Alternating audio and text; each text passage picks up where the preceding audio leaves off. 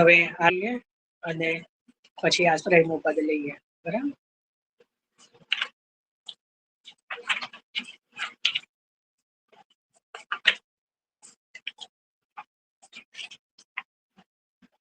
શ્રી યમુનાજીની આરતી. જય જય શ્રી યમુના માં, જય જય શ્રી યમુના. જોતા જન્મ સુધાર્યો, જોતા જન્મ સુધાર્યો, ધન્ય ધન્ય શ્રી યમુના. જય જય શ્રી યમુના.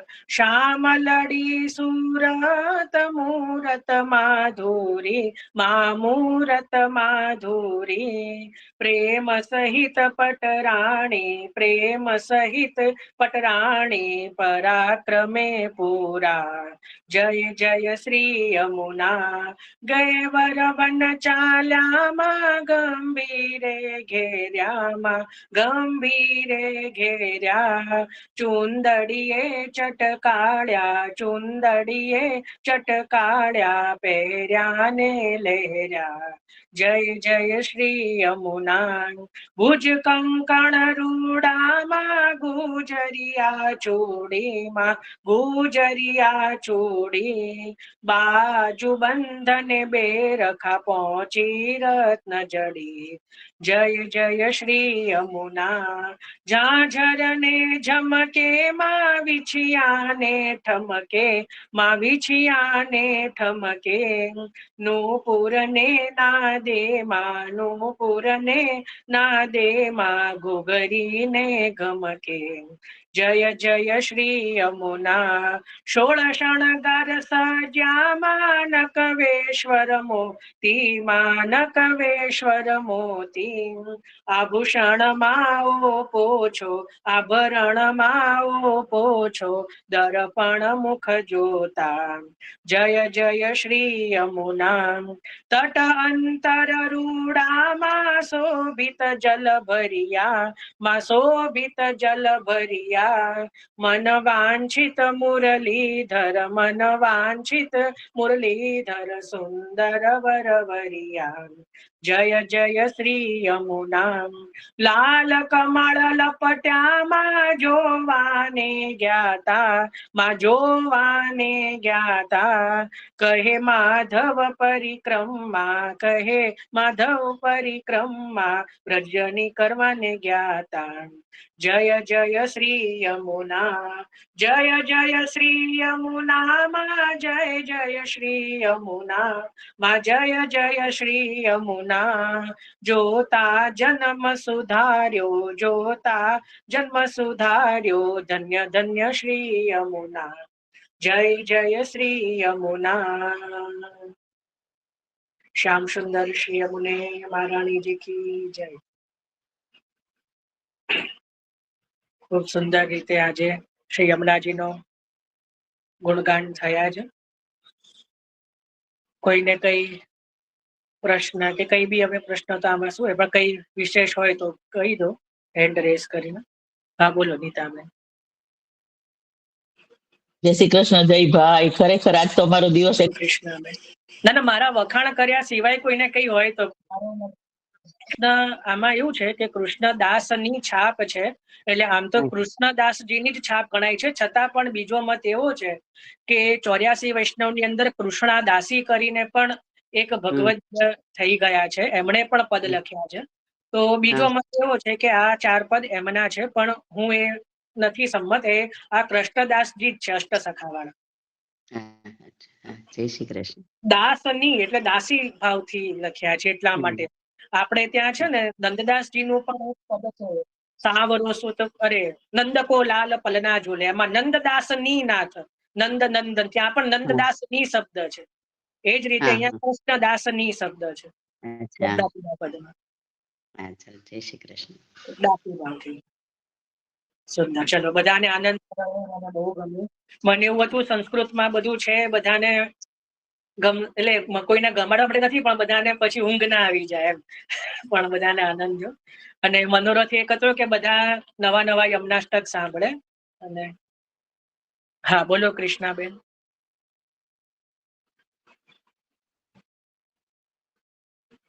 કૃષ્ણાબેન. ચલો મંજુબેન. हाँ जय भाई, जय श्री कृष्ण। श्रीमद गोकुल में बैठ के आपके साथ भगवत स्मरण करने का सौभाग्य मिला हमको। आज वही मन में भाव किया कि श्री यमुना जी के, मुझे जसोदा घाट बहुत प्रिय, सबके अलग अलग घाट होते हैं, तो हाँ। कोई ठाकुरानी घाट, कोई विश्राम घाट, कोई गोविंद घाट, जसोदा घाट, तो मन में तो यही चिंतन रहा कि बस श्री वो, यमुना जी के। हाँ ये नंद चौक के पास में ही से किया है हमने। आपके साथ में अहोभाग्य हमारे, जो भगवत स्मरण किया आपके साथ में। अभी तो आज प्रथम दिन है, अभी 2 दिन और है, और हाँ। ऐसे ही इसीलिए मैंने धौल भी नहीं दिए तीसरे दिन के, क्योंकि वो मैं ही लूंगा, क्योंकि मुझे वो धौल भी एक बार आप सीख लो, फिर दूसरी बार से सब ले सकते हैं। ठीक है, धौल भी उसे बहुत सुंदर श्री यमुना जी के प्राचीन। ठीक है, जय श्री कृष्ण। हाँ हंसाबेन। जय श्री कृष्ण। जय श्री कृष्ण। अब तो गोकुल पहुंच गए हैं हमारे पास। हाँ हाँ यशोदा ने गोकुल में गए, ऐसा लगा हम यहाँ गोकुल है। हाँ हाँ भाई, वो तो प्रभु जहाँ विराजते हैं वहाँ ब्रज ही है, वो तो सही बात। किसी को और कोई प्रश्न? वर्षाबेन। जय श्री कृष्णा। बहुत सुंदर लगा यमुना जी के गुणगान में, बहुत सुंदर, बहुत आनंद आया। और हमारी थोड़ी ऐसी इच्छा है कि आप थोड़ा सा यमुना जी के विषय में थोड़ा खुलासा करें। इनको सब अपन ने संस्कृत का किया है, थोड़ा सा खुलासा करेंगे तो ज्यादा आनंद आएगा। ठीक। जागृति बेन। હા જય શ્રી કૃષ્ણ. આપણે દર્શન દેવ માં શ્રી યમુનાજી એના વિશે એક પ્રસંગ કહેવાની વાત કરી હતી લેવાની. શું? દર્શન દેવ માં શ્રી યમુનાજી એના વિશે એક પ્રસંગ લેવાની વાત કરી હતી ને. દર્શન જો એ તો ધોળ થઈશું ત્યારે પણ વાંધો હા વાંધો નહીં, ભરી લઉં ચાલો સમય, તો પછી એ દિવસ આપણે વિશેષ ધોળ લઈ શકીશું. પહેલા પ્રશ્ન. એના પર કોઈ પ્રસંગ લેવાની વાત કરી હતી. હા હા હા યાદ આવી, સુંદર. હા એના પહેલા પ્રશ્નો લઈ લઈએ, પછી એ પ્રસંગ બી કહું છું. હિનાબેન. જય શ્રી કૃષ્ણ જયભાઈ. અચ્છા, મને એક કહેવું હતું કે મારી પાસે એક પુસ્તક બિરાજે છે, એમાં 108 યમુનાજીના પદ છે, તો એમાં અને એમાં માટે કંઈક સમજણ આપજો ને. એટલે એમાં શું, જેમ 41 પદ છે એવી રીતે 108 પદ છે. હા, તો 108 પદમાં એટલે વિશેષ બીજું શું છે, અલગ કેવી રીતે છે ને? આપણે કેમ સામાન્ય આપણે 41 જ કરતા હોઈએ છીએ એવી રીતે? 41 પદ પ્રાચીન પરંપરા છે, 108 ની કોઈ પરંપરા નથી, એ તો ખાલી સંગ્રહિત કરેલા છે પદો. એટલે અને 41 પદ એના જ ભાવ, પહેલા 41 પદ એ જ છે જે આપણે લઈએ છીએ, પછી 42 થી દિન જાન મોહે દીજે શ્રી યમુનાજી, ત્યાંથી લઈને 108 પદ જે છે, પણ એ કોઈ એવું નથી કે કોઈ પ્રાચીન પરંપરામાં એ છે. આ તો મારી જોડે તો 151 પદો બિરાજે છે યમુનાજીના, અને એ પણ ભગવદીઓના. એટલે અત્યારે પણ અમુક લોકોએ યમુનાજીનું પાછળના પદોના પુસ્તકો પ્રગટ કર્યા છે, પણ અમુક પદો પ્રામાણિક નથી જે અમુક છે. માર તો પ્રાચીન ગ્રંથોમાંથી અને સુરદાસજી આદિ અષ્ટસખાઓના જે પદો છે એવા સંગ્રહિત છે, તો યમુનાજીની એક સંખ્યા માટે છે, પદોને સંગ્રહિત કરેલા છે. કઈ એમાં એવું વિશે મૂળ જે છે, મૂળ જે ગાન એ 41 પદનું જ કરવાનું છે. પ્રાચીન પરંપરા જે છે એ દ્વારકેશજી મહારાજે પ્રગટ કરી છે પંચમ ઘરના, એ 41 પદની જ છે. ચલો દીપકભાઈ.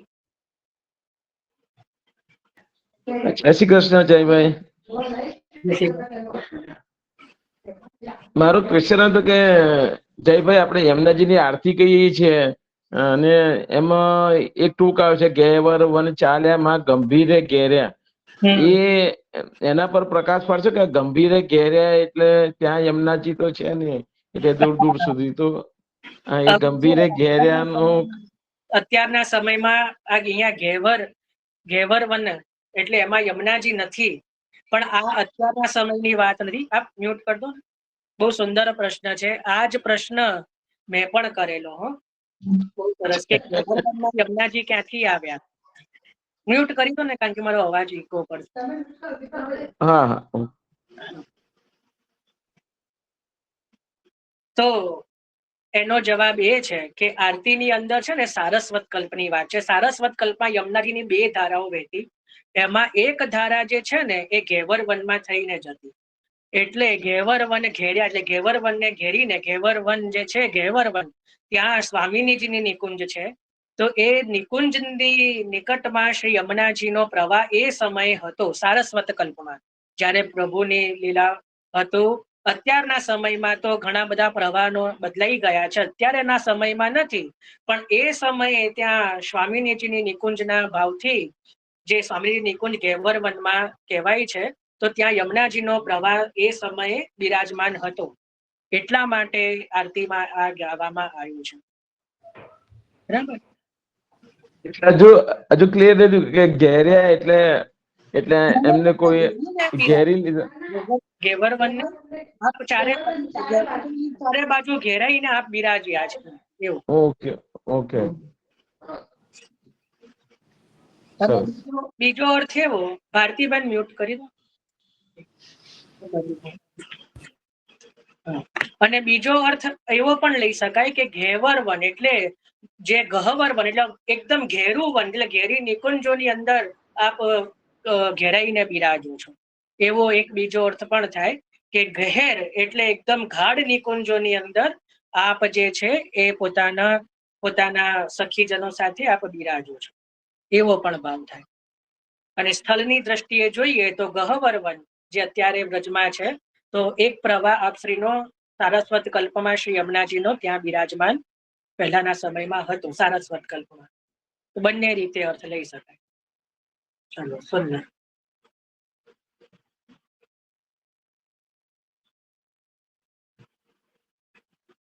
પટેલ જય શ્રી આપણે યમુનાજી ની આરતી બોલીએ છીએ ને, તો પાછળ 2 કડી બોલવામાં આવે છે, આરતી શ્રી વિષ્ણુ ઘાટે થાય. ના, જ્યારે આપણા ત્યાં છાપ આવી જાય એના પછી આમ બી આ 2 કડીઓ પાછળથી કોઈએ જોડેલી છે.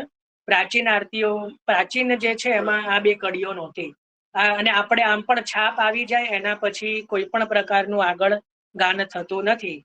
એટલે એ જ રીતે છે ને, આ 2 કડીઓ કોઈએ પાછળથી જોડી દીધેલી છે, પ્રાચીન પરંપરામાં નથી.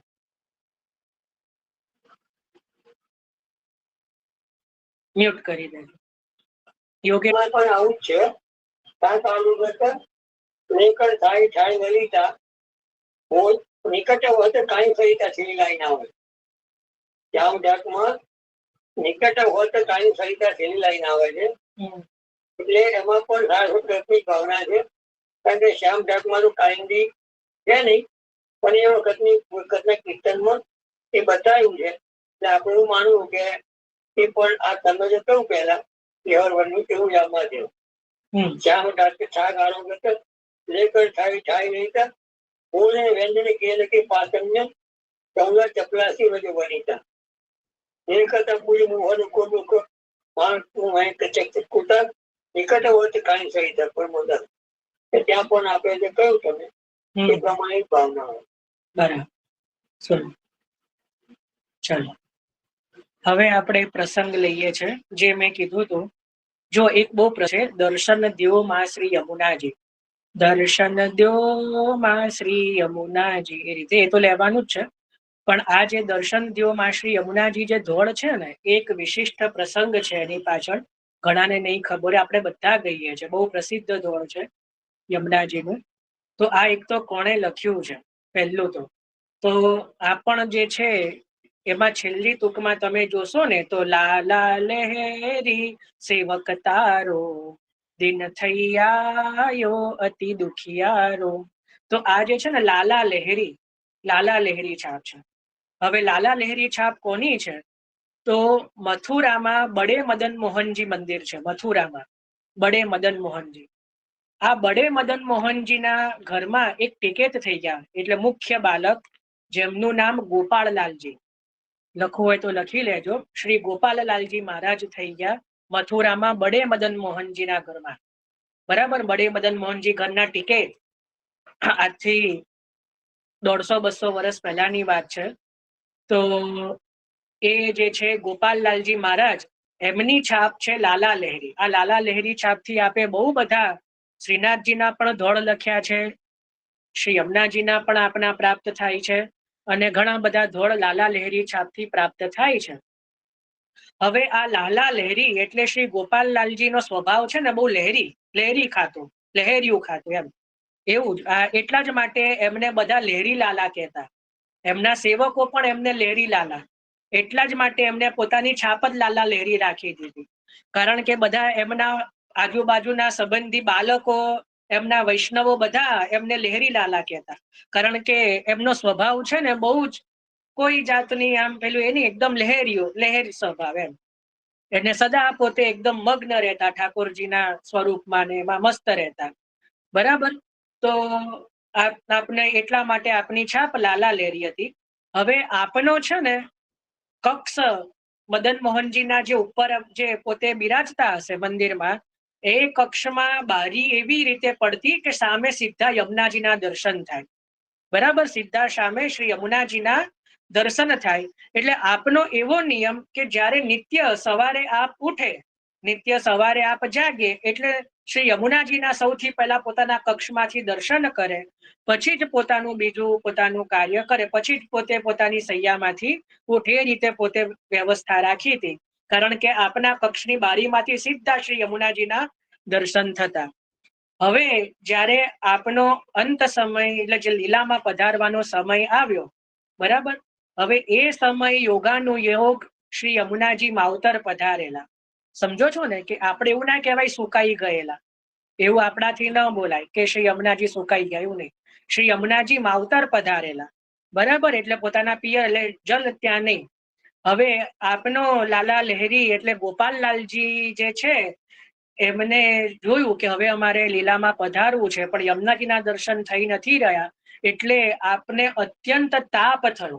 અત્યંત પોતે રુદન કરવા લાગ્યા કે હાય, આખી જિંદગી શ્રી યમુનાજીના દર્શન કર્યા છે ને હવે આ સમય નહીં થાય. એટલે આપે રુદન કરતા કરતા આ પદ ગાયું, દર્શન દ્યો માસી, હે યમુનાજી મને દર્શન આપો. એમ રુદન કરતા કરતા આ પદ ગાયું, અને જ્યાં લાલા લહેરી છાપાઈ, લાલા લહેરી સેવક તારો, એ જ ક્ષણે શ્રી યમુનાજીની ધાર વહેવા લાગી. અને જીવી 8મી તૂક આપે ગાઈ, લાલા લહેરી સેવક તારો, દિન થઈ આવ્યો અતિ દુખિયારો, ઉગરવાનો બીજો નથી આરો, દર્શન દ્યો માં શ્રી યમુનાજી. જેવું એ પદ જ્યાં ધોળ પૂર્ણ થયું નાપ લીલામાં પધારી ગયા, યમુનાજીના દર્શન કરેલા. એટલે આવું આ ધોળ છે. આપણે તો નાચતા કૂદતા ગઈએ છે, ડાન્સ કરતા કરતા, પણ આપણો માર્ગ છે ને બહુ તાપાત્મક માર્ગ છે, બહુ વિરહનો માર્ગ. આપણો માર્ગ ડાન્સ કરવાનો, નાચકૂદનો નથી. એટલા જ માટે શ્રી દમલાજીએ કીધું કે હ માર્ગ હાસી ખેલ કો નાઈ. અને આપણે એટલા બધા હીન કક્ષાના છીએ કે આપણે આપણા માર્ગને નાચ ગાનમાં ફેરવી દીધો છે. આપણી છે ને બહુ કક્ષા, આપણો માર્ગનું લેવલ ક્યાં છે અને આપણે લાઈ ક્યાં દીધો છે ને આપણે જાતે હવે વિચારવું પડશે. બાકી આ માર્ગ આવો છે, વિચારો. રુદન કરતા કરતા આપે ગાન કર્યું, દર્શન દ્યો માં શ્રી યમુનાજી, હું તો બીજા કશાથી નથી રાજી. એમ કરતા કરતા કરતા યમુનાજીને વિનંતી કરી, અને જ્યાં લાલા લહેરી સેવક તારો એવી છાપ જ્યાં આવી, ત્યાં ખળ ખળ ખળ કરતા શ્રી યમુનાજી વહેવા લાગ્યા બંને કાંઠે. અને જ્યાં દર્શન કરતા અને જે છે એ જે ગોપાલલાલજી મહારાજ લાલા લહેરી, દર્શન દ્યો માં શ્રી યમુનાજી એમ કરીને આપ લીલામાં પધારે. તો આવો આ માર્ગ છે, વિચારો. આ પ્રસંગ છે જે ઘણાને નહીં ખબર હોય. પદધોળ તો બધાને ખબર હશે, પણ એની પાછળનો આ પ્રસંગ કદાચ કોઈને ના ખબર હોય. હા, જાગૃતિબેન. બસ એ જ કહું છું, બહુ સુંદર સમજાવ્યું. વર્ષોથી નાના હતા ત્યારથી ગાઈએ છે પણ અર્થ ખબર નથી, અને બહુ પ્રિય છે આ, બહુ સુંદર. સુંદર.